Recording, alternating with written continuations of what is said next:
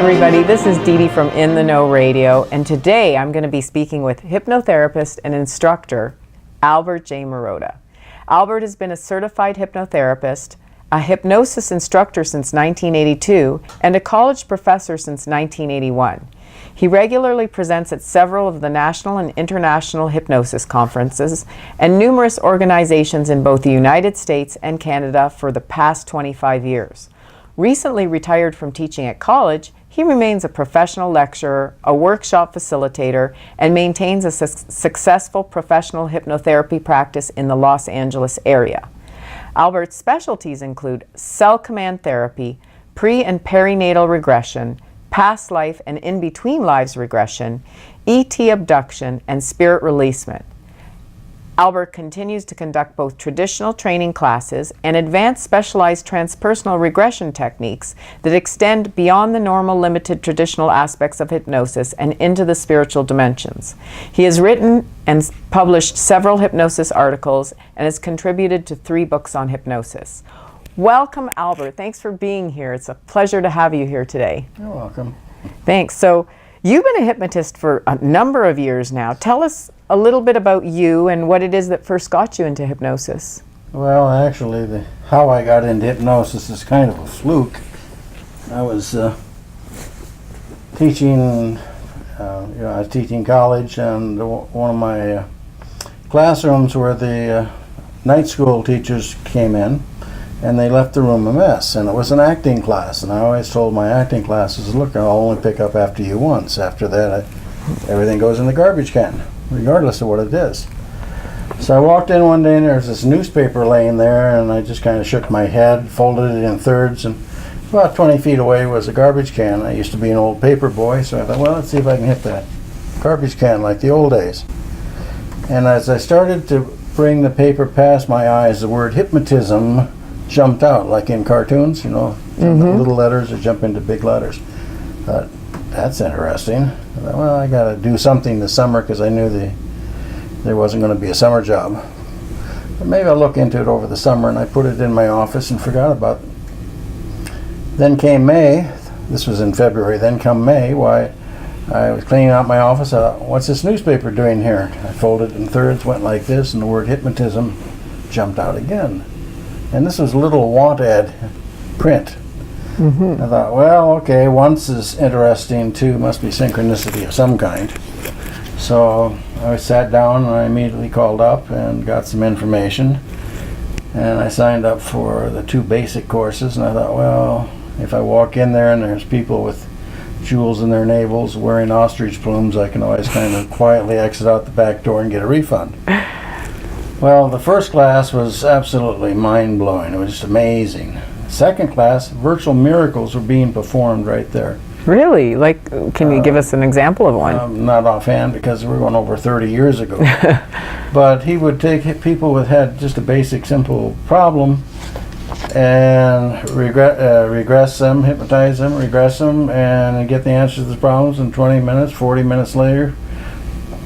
They were completely different. You could see it in their face. You could see it in they almost had a glow about them. And I thought, man, this stuff is really powerful. So then I finished up the summer, and then later on went back and took the 3rd course, and there I was. Now I was a hypnotherapist. Ah, so did you start practicing? Yeah, the first person who came in to me was somebody that was in an art class in my area. And I walked into the class, I knew the teacher, and I said, I'm a hypnotherapist, and I said, I like to work with educational problems. If anybody has any learning problems of any kind, come on in. One lady said, I'd like to. I said, come on in if it's okay with your teacher. So she came into my office, and I sat her down, and I said, what's the problem? She said, well, I can never seem to do anything right. Okay, so I mean, what's the big deal about that was my first thought. And I said, well, tell me a little bit more about it. She said, I just can't seem to ever get anything right in my entire life. I said, well, are you married? She says, yeah. Married to a marvelous man, been married over 30 years. I said, do you have children? Yeah. They are the pillars of the community. Any community would be happy to have these professionals there. And she went raving on and on. I said, well, it sounds like you did something right. She says, yeah, but that's not the way I feel. Well, I found out she was 59 years old. She had accumulated over 200 units on the junior college level, never applied for her AA degree, and cooked and cleaned and did everybody's laundry, including her married kids' laundry. And I looked at her and I said, well, I said, have you ever been hypnotized before? She says, well, no, well, yeah, no, yeah, not really. I said, well, what was that all about? She says, well, my psychoanalyst tried to hypnotize me once, but I don't think it worked. I said, your psychoanalyst? She says, yeah. I said, how long were you in psychoanalysis? She said, 12 years.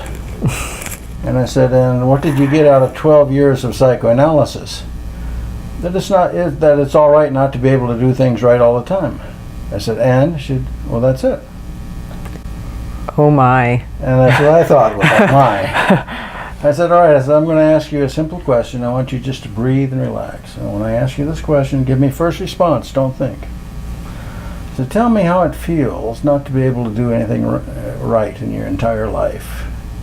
And it was like you took a 5-gallon bucket of water and threw it on the floor. It just came from so deep inside and so overwhelming. And I said, as I count from 5 back to 1, go back to where we need to go in order to understand how this pain evolved. And I counted her back, and I said, where are you? She said, I'm outside. I said, where outside? She said, in the front yard. I said, is it morning? She says, yeah, morning or evening? She said, it's morning, late morning. Are you alone? No, I'm with my brother. How old is he? He's 10. How old are you? I'm 3. What are you doing? We're walking away from the front of the house. What's happening? My mother is screaming at me that I'll never be able to do anything right in my entire life. Well, we resolved that very quickly. I looked at the clock when I put her into the altered state, and I looked at the clock when she came out. That was 14 minutes. And how'd she feel after that? 3 weeks later, she shuffled out like you'd expect an older woman to shuffle out. She didn't walk. She's all dressed in browns and very muted tones. 3 weeks later, I hear these footsteps coming down the hallway, and I thought, gee, I wonder who that is. I've never heard those footsteps in this building before. Footsteps stopped at my door. I heard this voice. She said, Mr. Marotta? I said, yeah. She said, I'd like to talk to you for a minute? I said, sure, come on in. I didn't recognize the voice, and I was looking at something. I looked up, and here's a woman standing there in front of me, very coiffed, very chic, very smart in every way, and looking to be about 38. She said, I'd like to thank you for what you've done for me. Okay. I didn't know what she was talking about. I thought I'd given her directions on campus or something. I don't know. Like I said, I didn't have a clue who she was. She said, yeah, I want to tell you what's been happening over the last 3 weeks.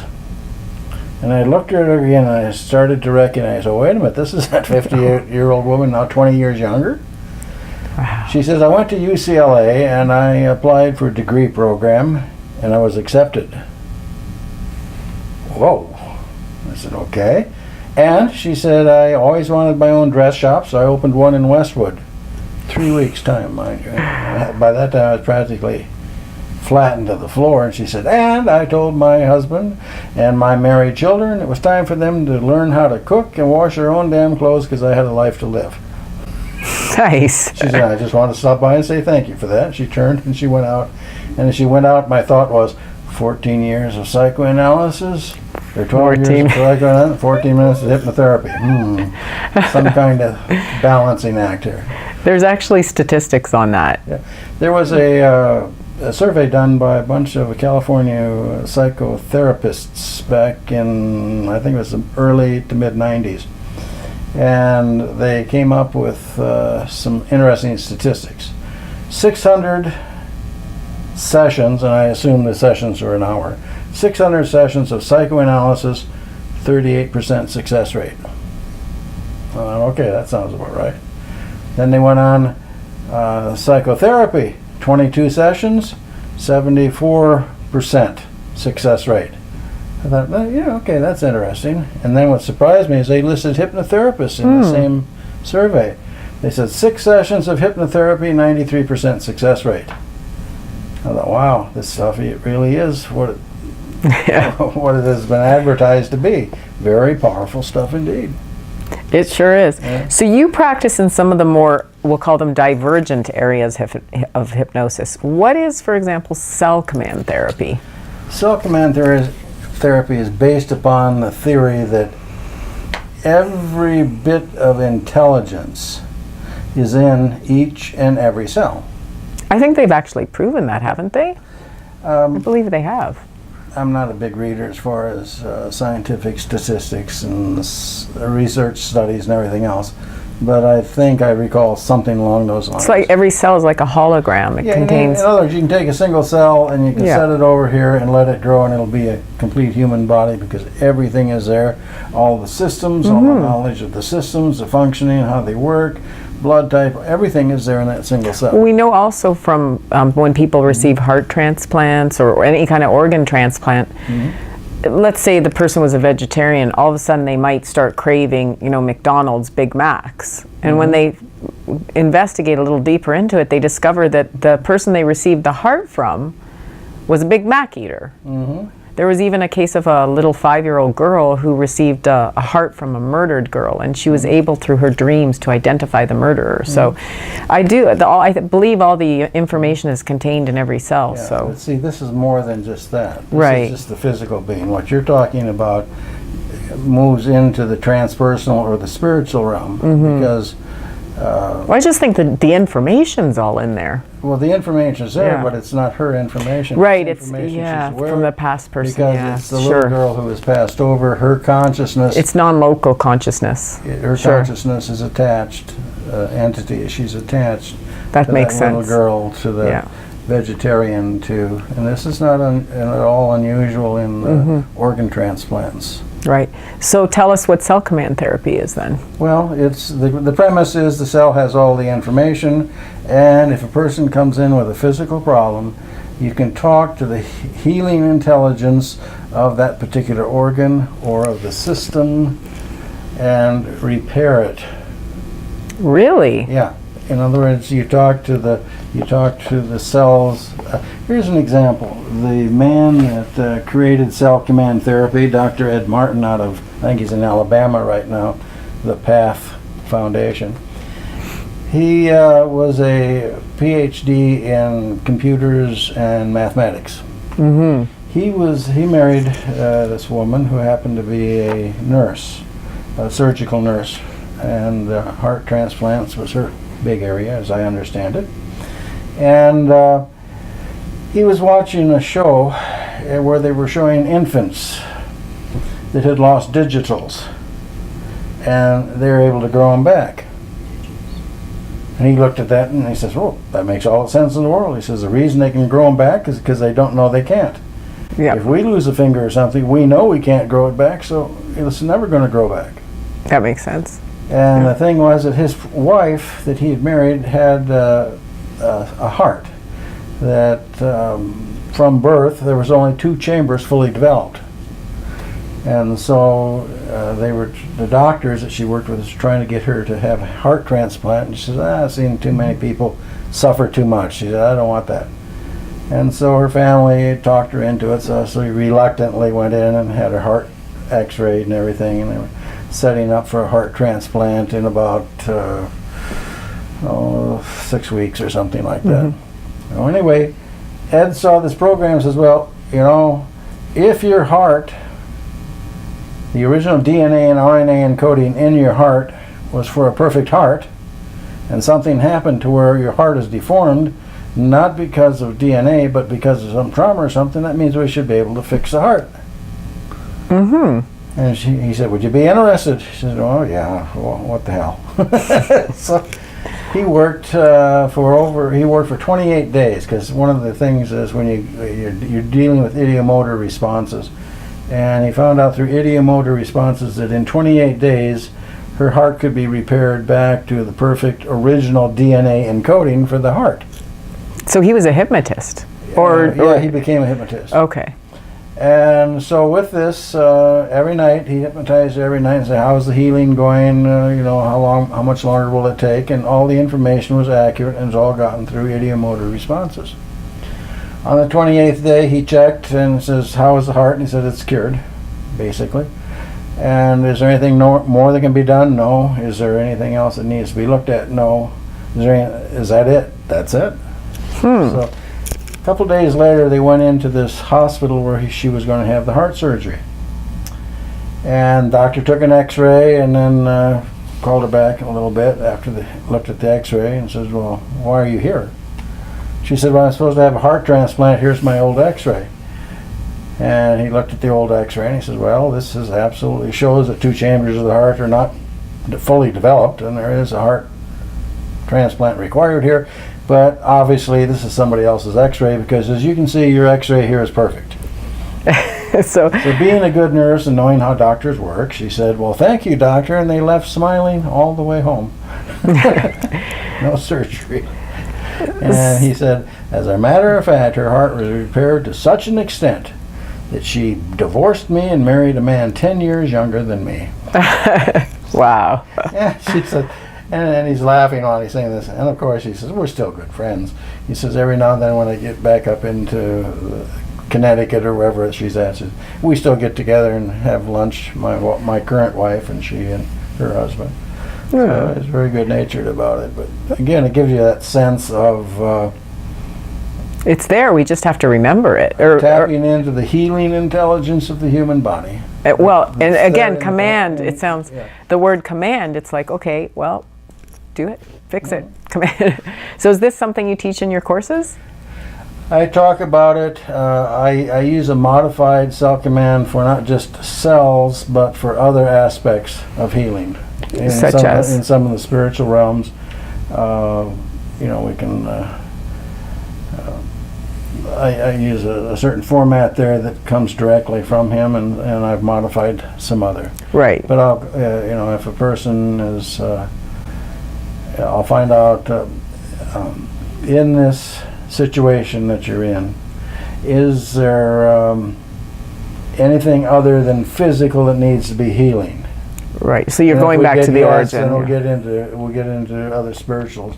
And then I'll ask others about other spiritual dimensions, and then get back to the body. And then I'll go back through the body. I'll go through the 3 major systems and 10 minor systems of the physical body, and we can get right into specific, organs or something that might need to be brought back to health, if possible. What if a person doesn't know that? They know something's wrong, but they don't know exactly what it is. Can you get that information? Oh, sure. I've had a person come in and say, well, I'm here, but I don't know why. Everything in my life is fine. Okay. Oh. So it's a very simple process. You ask one simple question. If I could do one thing to make the quality of your life better today, what would you ask for? Short of the winning lottery numbers. And they'll generally come up with something, and then for example, one guy said, well, just to be happier. And I said, oh, so you're not happy in your life? He says, no. I says, are you more happy or unhappy? He says, I'm mostly unhappy. And so, all right, let's go back to the origin of your unhappiness, just that fast. And so it doesn't make any difference if they don't know why they're there. A lot of times they'll tell you why they're there, and it has nothing to do with what's the real problem is anyway, because what they present as a problem is really the symptom. Mm-hmm. And when you deal with take care of the symptom, then the problem or problems oftentimes all disappear because they're all interconnected, and it's all ties in with emotion. And that's likewise with physical too. If they just know they don't feel well, but they don't know if it's their liver or their kidneys or... Yeah, and they can do, like Al said, you can do a body scan, and they can see, different aspects. How I run my body scan is I ask them, view yourself, and if your body is clear and transparent, then, that's perfect health. If there's any distortions or discolorations or anything that is not clear and transparent, then there's something there that needs to be looked at. Now, it might be physical, mental, emotional, spiritual, or psychic. Tell us about those different areas. Like, what would you see on the spiritual level that someone might need to heal? Oh, there might be a dark spot in their throat, we'll say. Okay. And we find out that there's in childhood they were playing by a well and they slipped and they fell, and when they got up suddenly they kind of remember something that happened then, and there was something about their throat. There was an itchy throat or something, or it just didn't feel right. And then as they go through life, every time they're in a certain situation, suddenly the throat closes up. There might be asthma. It might be fear of some kind. They might have started stuttering. And you go back to the origin of that, you get back to the fall, and then what I'll have them do is, right now, with a sense of higher frequency, higher vibration, look at the scene and tell me what's not quite right about that. You'll know it, you'll sense it, you'll see it, you'll experience it some way, and then say, oh, there's another little girl sitting here by the well who years ago tripped and fell and hit her head on and died there. Oh, so it's a past trauma. Yeah, so it can be past trauma of an earthbound entity. An earthbound entity is, if you remember the motion picture Ghost with Patrick Swayze, there's a scene where he's shot and he's laying on the ground, but yet you see him running after the guy that shot him. And then he comes back, and here's the girlfriend hovering over this guy that looks like him. And he's trying to figure out what's going on here. And in the background, you see a beam of light coming down. And then he's looking at her, and she's talking to the body there, and she says, "Don't leave me, you bastard," or something along those lines. And then there's a shot of him where he gets this look on his face, well, what? Leave you? Why would I leave you? And about that time, the light in the background fades. At that point, his vibration, his frequency is he's trapped in the earth plane here. And so he can only function as a spirit in the earth plane. Now, you read about near-death experiences, and they all talk about how you think a thought, and suddenly you're in Russia. You think another thought, suddenly you're in Spain. So transportation is astral travel and easy. You're talking about astral travel? Yeah. Okay. So just that fast, that power is there. They can see and hear, and they go to talk to somebody, and all of a sudden this person is acting like they don't even hear them.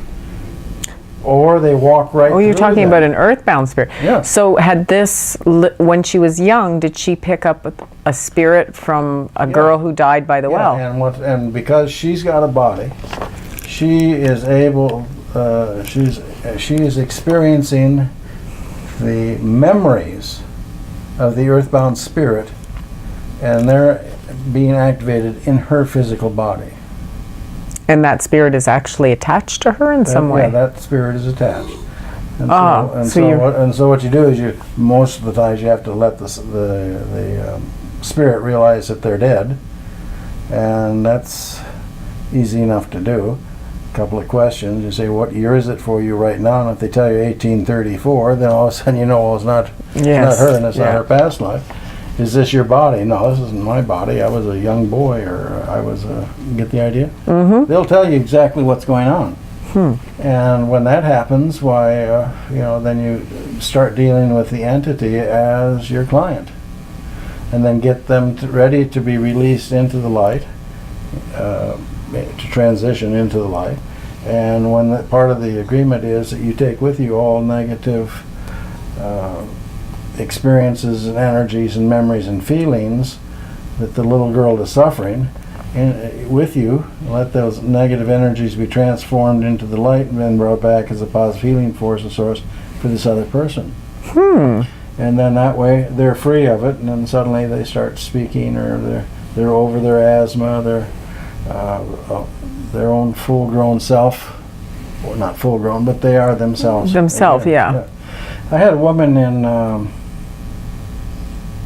I think it was Utah or one of those states somewhere, and she contacted my wife and I. My wife and I, on occasion, we do remote therapy. My wife becomes the medium, and I'm the therapist. And she said, my little 8-year-old granddaughter lives west someplace, and she said, something's happened to her. I don't know what. She's not an 8-year-old girl anymore. She said she's acting up. There's all kinds of things going on. The parents are taking her to psychologists, psychiatrists. They're putting her in therapy. They're drugging her, and it's just not right. Something didn't make sense for her. This was not her granddaughter. She knew that. Mm. So she sent us a picture, and my wife, went into the altered state after studying it, and we found out that attached to the 8-year-old, and I don't know just how or when it happened, was a young teenage girl who had been placed in a psychiatric hospital, had been raped and killed in the psychiatric hospital, and somehow attached to this little 8-year-old. Well, we did the session, and then a few months later, the grandmother wrote a letter and said, "Thank you for returning my 8-year-old daughter." She's now her sweet, loving self, whereas before she would walk into the lunchroom and she would go up to the handicap table, steal their food and all kinds of stuff. It just wasn't her. And then everything was returned back to normal, and that was just a one-session deal. This is what you call the spirit releasement part of it. Yeah, spirit releasement. And do you find, they say that sometimes people who have addictions have spirits attached to them that are trying to get their needs met through the person. Exactly. Because I had one woman tell me that she started out, and it's always funny how they start out, well, I have this friend. And I said, tell me about the friend. She says, well, she's back on grass and cocaine again. She says, and the interesting thing is, my friend says she doesn't even like doing it. She just finds herself doing it. Finds herself doing it is the first clue that there's an external force there. So I said, well, never mind your friend. Let's just tell me what's going on. She said, well, I'm doing this again, and she said, I'm afraid because I don't want the DPSS coming in and taking my kids. And she said, but I just can't help myself doing it. I said, okay. I said, do you know when this impulse started? She says, yeah, it was October 31st, 1980, whatever it was. I said, well, who died in the house? She says, well, nobody. I said, all right, who died in the neighborhood? She said, well, how'd you know that? I said, I don't know that. I said, I don't know anything. I'm just asking questions. Did somebody die in the neighborhood? She said, yeah. I said, when did they die? She said, it was just after midnight on the 31st of October. I said, tell me what happened. She said, well, there's a house kittywampus across the alley from us that caught on fire, and there was a young teenage boy that died in there. And I said, well, tell me about the boy. She said, well, I never really met him, but he was one of these kids that he was always in trouble. Doesn't make a difference if he was just born. He was in trouble for that. If he was in school and something happened, everybody knew that he did it. He said the whole neighborhood hated him because they knew he was behind everything. And I said, okay. I said, did you ever meet him? He said, well, only once. I said, she said, I was outside sweeping the porch, and I turned around, and he was about 8 years old, and he was walking on the sidewalk past the house, and I looked at him, and I looked into his eyes. And I said, tell me about his eyes. She said, it was like looking into the eyes of a wild animal. I said, really? She said, yeah. I said, all right. I said, here's my 2-cent analysis. Well, we talked a little bit more, and she said, well, when they brought him out of the garage where he was sleeping, that's where his bedroom was, the whole block cheered. This upon his death? Yeah, about his body coming out. She said that one of the men That's very cruel. was a fireman, and he said had he been on duty and had he known it was this house, he said he would have given up his job before he would have come to put out the fire. Oh my goodness. And she said, and I was shocked at what I heard. I said, all right. I said, here's my 2-cent analysis. I says, the kid is attached to you. He's strung out on drugs and physically abused, and he abused alcohol too. I said, he's attached to you, and what you're experiencing in your body are his cravings. Okay. So she came out, and this is, again, one session. She came out, and we found indeed, yes, the kid was attached to her. Yes, indeed, the kid was attracted to her because of her compassion that nobody else had. And that he was ready to make the transition, but there was something not quite right. I said, well, tell me, I said, why would somebody choose, and this is the in-between life stuff now, when you're getting ready to come in, you've got the advisory council there to help you to select your life coming in most cases. He said, well, he said, it's the only way I could save my father. Save his father from By what? choosing to come in to be the father's kid. It's the only way he could save his father. That's why he chose to come into an abusive life. Oh. And I said, okay. I said, was there some kind of an agreement between you and this woman to make it possible for you to save the father? He says, yeah. Well, I knew what the next question was going to be, and I knew what the answer was, but I had to ask anyway, just in case I was wrong. I said, was there some kind of agreement between you, this woman, and myself to help you to free your father and your grandfather? Because there was a generational thing here, where the father had his father attached to him, and attached to him was another generation, and attached to him was a demonic whose purpose to come in was to screw up that whole lineage of that particular family. I don't know why. Some curse or something I mentioned, but I didn't go that far into it. Right. So the answer was yes. So in other words, I and this woman made an agreement with him when he came into life there, that we would help him save his father and his grandfather and the great-grandfather. Okay. And so we made we took and we got everybody all lined up. We got all the negative energies and memories released. We cleared up that family lineage and sent them all up and off and into the light. And that was it for her craving, no more. From that Off the moment drugs. on. Yeah. What was interesting was that she found out later her daughter was into the same drugs. And I said, well, if you want to bring her in, bring her in. She said, no, we're going to a psychologist. I said, okay. She says, but I don't know about this guy. I said, well, why do you say that? He said he wanted her in twice a week for the next 2 or 3 years. And she said, well, I can't afford that. And his comment was, well, you have a house, don't you? Mortgage it. Oh, my And goodness. I never saw her or heard from her again. I often wondered what happened to her daughter. Amazing. Yeah, it is. So what is what you call transpersonal or spiritual regression? Well, the spiritual regression is going back to cause, but the client goes back into something.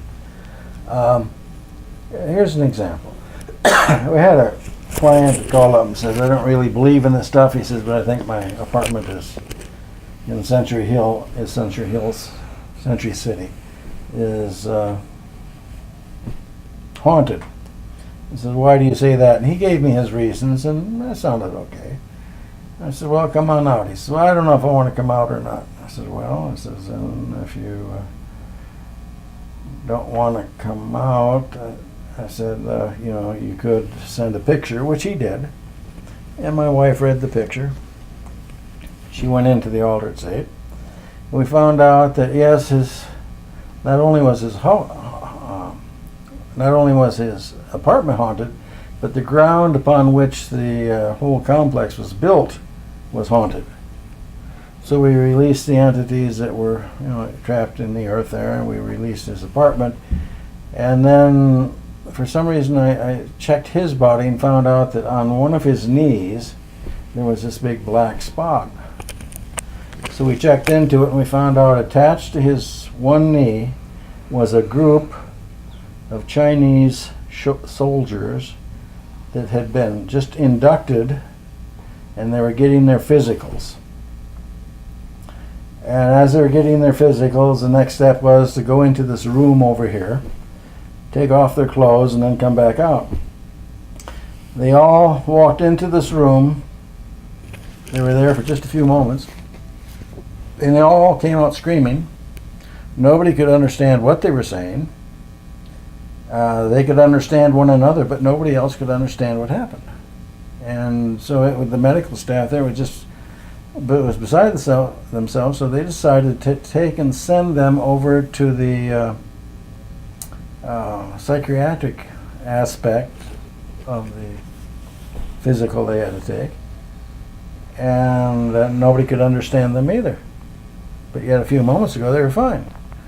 So they took and were going to just, say, well, okay, these guys just not good enough.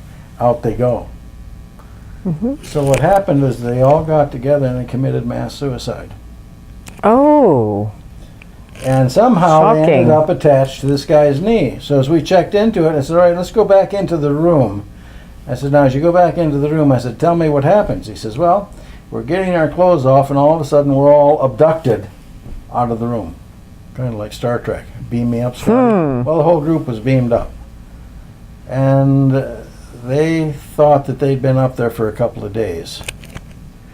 But they were, in fact, the time was so distorted they were only out for a couple of, just a few minutes.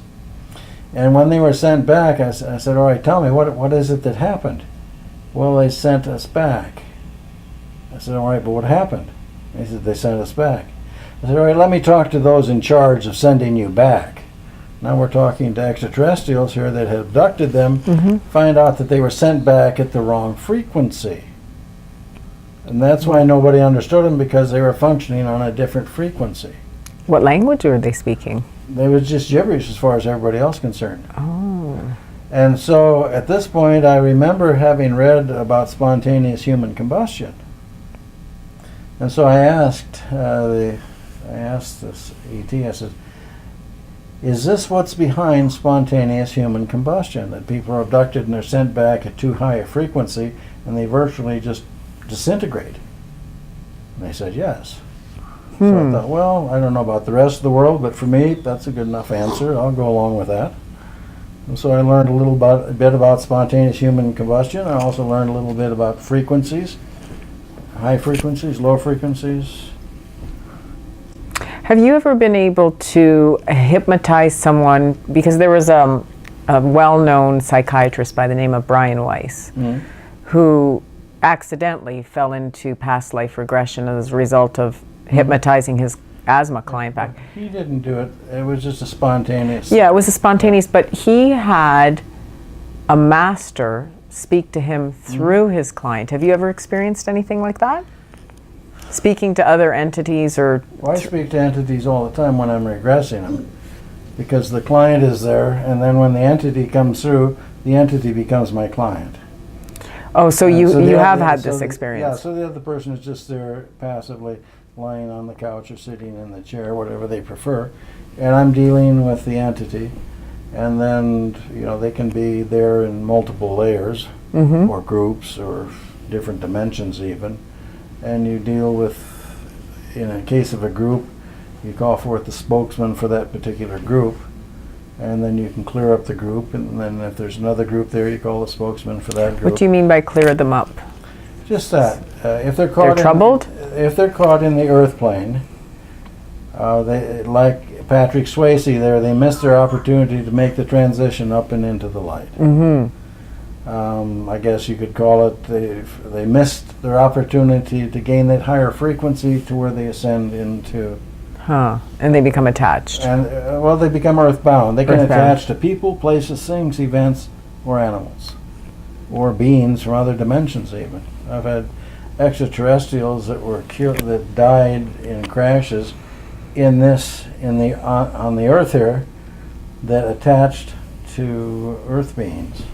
Wow, that must be an interesting... It's never the same twice. So And what every client is a new teacher, is how I look at it. So what were these people who had extraterrestrials attached experiencing? This is one that was down in Orange County. She came to me complaining that her house was haunted because different things were happening in different parts of the house. And her daughter was kind of tuned in to some of the stuff that was going on. And we found out that there was an ET there that was in the house, And so I got the history, and it went back to probably the 100 Years' War, back to where the saucer crashed, and she found herself trapped in the earth plane. And the first thing she attached to was a young man, and he was very quickly killed in a war. So she attached to another young man. He was very quickly killed in the war.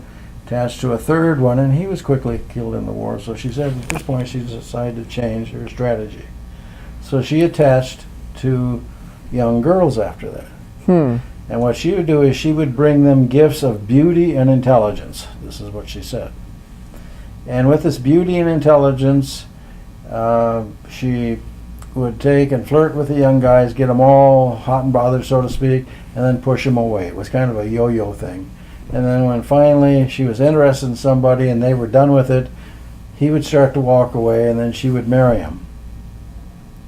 And then the minute the young girl had a daughter, she would leave the older woman and attach to the daughter. And this has been going on several generations. Wow. And now she was in this house and getting ready, just comfortable in the house with everybody that was there. And yes, indeed, she was haunting the house.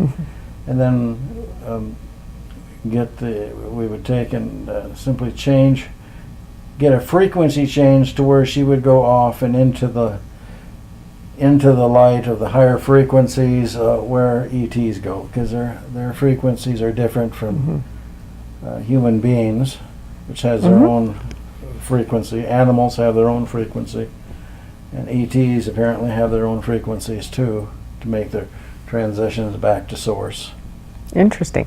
How about ET abductions? Do you work with? I've had a couple of people that were abducted that I worked with, and over 30 years, there's maybe 2 or 3. I've had different students in college come to me and say that they had lived on Air Force bases and military bases, and they'd seen ETs and they'd seen UFOs and stuff, and something happened to them. But just to talk about it frightened to the extent to where they never had any desire to regress back to find out exactly what did happen. That's just one of the. They told you about it, but they didn't desire the hypnosis. They didn't want to find out what it is. They just had these, kind of shoddy pieces of memory, but they didn't want to go back for whatever reason. And that's fine. It's just, I work with, if a person comes in and they have a problem, I work with them to solve their problem. Right. I'm not there to force them to do anything. Sure. And most of the people that come in deal with pre and perinatal, past life regression, past life traumas, early childhood traumas, whatever they carry over that's affecting them today is what I work with. What is pre and perinatal hypnosis? Pre and perinatal starts from the moment of conception forward, and then when the contractions start, that's perinatal, to where they are coming through the birth canal into the actual birthing process. Okay, and do you find that there's a need to regress people back to that? I don't need to regress them back. That's where they go. Oh, they go back there, and what do they have to report? The suggestion is go back to the incident we need to look at that's affecting your life today in a negative way. It's open-ended. So you find they go back to the birthing process. They go to wherever they are. One woman said in a training program I was doing one time, I called for volunteers. She came up and I said, "What's your problem?" She said, "Anger." She said, "I am so angry all of the time." She said, "I just so tired of being angry all the time." She said, "Matter of fact," she said, "I think I was born angry." I said, "That's interesting." So we went back to the origin of the problem, and she was in the planning stages. There's a little group sitting there giving her different instructions and directions. If you go with this set of parents, this is what your life is going to be, and you're able to see it from that from the moment of conception in that life all the way to the death, and you'll be able to see different contracts you've made with people. You'll see different directions that your life can make. Mm-hmm. You're in a car accident at 21 in this lifetime. Now you have a choice to die or to carry on. And things like this. So they can see the whole life laid out before them, and they can have their choice of, I don't know, 3, 4, 5 different people. Come in rich, come in poor. Now here's what your karmic lesson is. Well, most of the time, I used to believe it was 100%, but it's only about 99% of the people come in, they choose their life, and they go to it. But in her case, she'd already chosen the life she wanted. She said, it's like somebody took me by the nape of the neck and said, no, you're going into this family, and I find myself thrown into this body of this family. And she said, I'm angry. This isn't the life I chose. I am angry about this. What was the mix-up there? There wasn't any mix-up. No, I mean, she got put into the wrong body. No, she didn't get put in the wrong body. She put in where she needed to go. Oh. Not where she wanted to go, but where she needed to go. So I asked, I said, all right, now I want you to go back and look at this and tell me, what is the reason that you're not being permitted to go where you chose? She says, my task is to change the attitude of this family. And this family has been angry, resentful, bitter, caustic for several generations. And it's up to me to put an end to it in this lifetime. Now what was interesting about her is that she was a drug and alcohol counselor who worked with the homeless. Okay. She's got all of this anger inside of her. She says, now that I find out what my purpose is, she says, I can deal with this a little bit better. And she says, now I know why I'm here. Now I know that I can how to start approaching my family to start changing their their life path. And she says, I understand now why I didn't get to go where I chose. And did her anger subside? After that training course, I didn't see her for about 4 or 5 years. And then one day, I'm going into my classroom, and she's there at the door, and we got to talk for about 5 minutes, and she was much happier than I remembered her.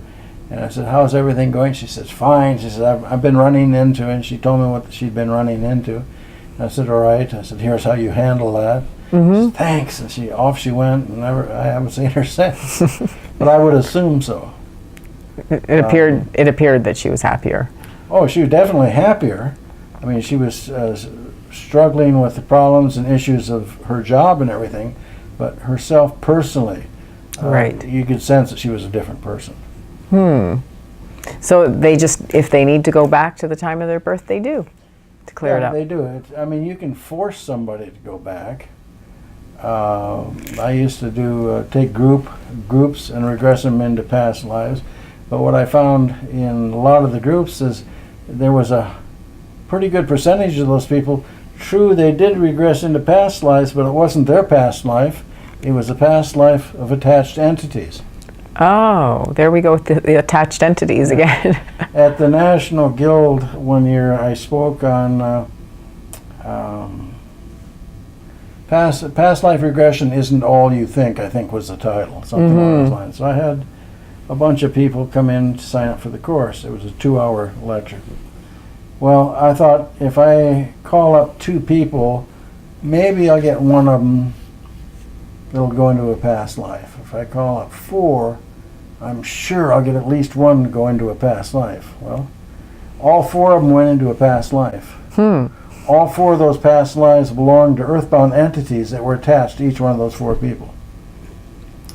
Fortunately, my class was just before supper, so I had an additional hour. So it took me 3 hours to release all the entities from those 4 people that experienced their past life experiences. When they came out of hypnosis. And they still hadn't experienced any of their past lives, only the past lives of the entities that had been attached. So what did they think when they came out of the hypnosis?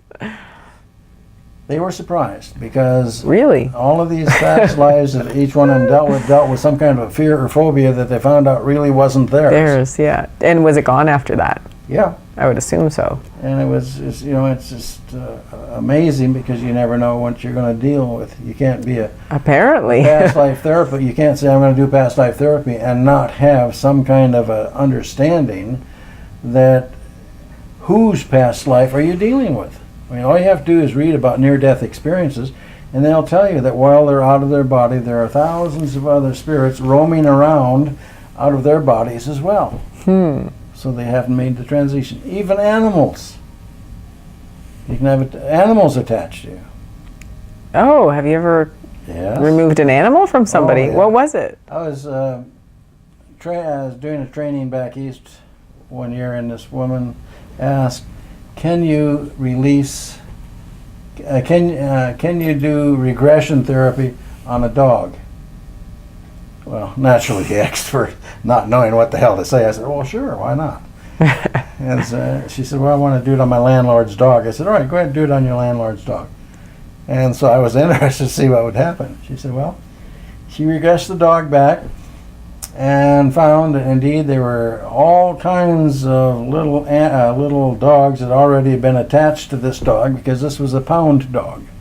And attached to all of these, attached to this dog, which was draining her physical energies and just giving her all kinds of aches and pains and things to where she was aging before her time. She said, I called forth a spokesman for the group of spirit animals. This little yapping chihuahua came forward. Yap, yap, yap, yap, yap, yap. She says, the damn thing was driving me crazy. She says, but finally, I got them all to release and go off into the light. And she went out after that, and she said that that dog was like it was 10 years younger. She said it was like a puppy again, dancing all over for joy, just so happy, and you could see that it was just a completely different dog than just a few minutes before when she regressed to find out what was going on with that dog. She said, and then she says, I got the hang of it. She says, I started releasing all the souls of the Indians that had died over the centuries in this land. She said, and then, she said, I started to release the spirits of the horses, and then the spirits of the dogs that were in the land. She said, and by the time I got down to the gnats and the mosquitoes, she said, enough. She said, I ended the session, and I just laughed at her. I mean, it's, who knows what your limitations are. I think this is probably what one of the biggest problems in hypnosis is today, is that people don't realize, and they put limitations on what you can do. Hypnosis, stop smoking, weight loss, migraines, habits of different kinds, and they keep the spiritual realm out of it. And because I think they confuse the spiritual realm with religion. And if you look at religion, and I'm not talking against religion,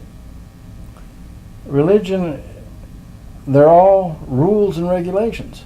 Sure. You follow these rules and regulations, you're Methodist. Follow these rules and regulations, you're Shintoist. Follow these rules and regulations, you're Presbyterian. Follow these rules and regulations, and we'll accept you into the flock. Don't follow these rules and regulations, we will shun you. Right. And that's everything against spirit right there.